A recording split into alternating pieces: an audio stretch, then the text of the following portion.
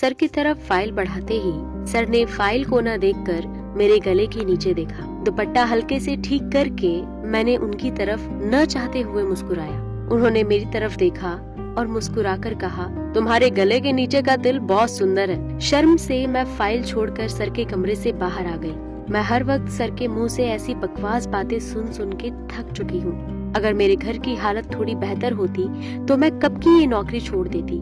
पति के पगार से घर का खर्चा चलाना मुश्किल था, इसलिए मुझे नौकरी करनी पड़ी।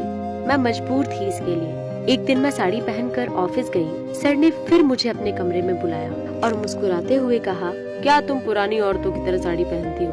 इतना ढककर क्यों पहनती हो?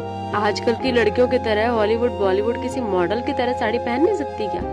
जब आज के बाद तुम साड़ी पहनो तो बॉलीवुड एक्ट्रेस प्रियंका चोपड़ा की तरह साड़ी पहनना।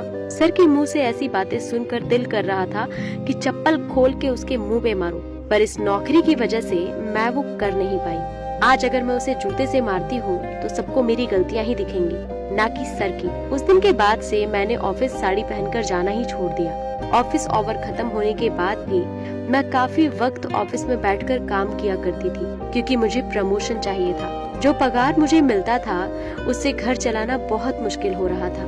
ऐसे ही एक दिन मैं ऑफिस का काम खत्म करके घर के लिए निकल ही रही थी, तभी सर आकर बोले, सिर्फ प्रमोशन नहीं मिलता काम करने से, बिना काम किए भी कई बार प्रमोशन मिल सकता है। तुम एक बहुत खूबसूरत लड़की हो, अपनी खूबसूरती को कब काम पे लगाओगी?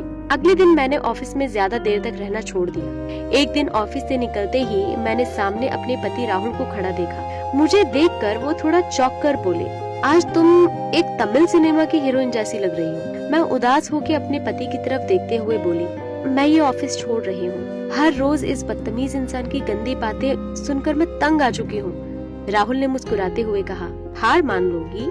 मैंने पूछा, मतलब? राहुल ने मेरा हाथ थामकर कहा, याद है पहले के दिनों में जब मैंने गलती से तुम्हें चूमना चाहा था और तुमने मेरे नाक पर एक जोरदार घूंसा मारा था? उस दिन तो तुमने कभी अन्याय को नहीं सहा था, तो क्यों हार मान रही हो? उसकी बातें सुनकर मैं चुप सी हो गई और फिर उसका हाथ थामकर बोली, मुझे पता है कि मुझे कहाँ जाना है। बेल बजाते ही सर ने दरवाजा खोला। दरवाजा खोलते ही मुझे देखकर सर चौंक से गए और कहा, अरे तुम? सर ने मुझे और राहुल को अंदर बुलाया। अंदर जाकर सर से मैंने कहा, आप जरा भाभी जी को बुला दीजिए, मुझे उनसे मुलाकात करनी है। सर की वाइफ आती है। उनकी तरफ देखकर मैं मुस्कुराई और कहा, भाभी, आज आपके पति ऑफिस में मेरे गर्दन के नीचे जो तिल है उसे देखकर कह रहे थे कि वो बहुत खूबसूरत है, इसलिए मैं भी अपने पति को लाई हूँ ये देखने के लिए कि क्या आपके गले के नीचे भी कोई तिल है क्या। इसके अलावा भी आपके पति ने मुझे कहा कि मैं हॉलीवुड बॉलीवुड एक्ट्रेस की तरह खुली खुली साड़ी पहन कर आऊँ। अब मुझे तो पहनने नहीं आती, क्या आप मुझे सिखा देंगी?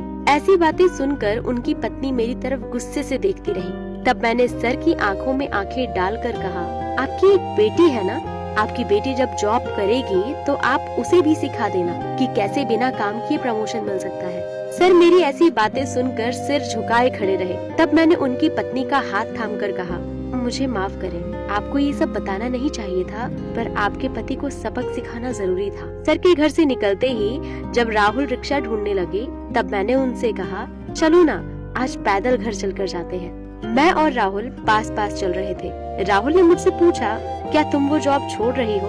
तो मैंने कहा, सर को अगर चप्पल भी मारना क्यों न पड़े, मैं ये जॉब नहीं छोड़ूंगी।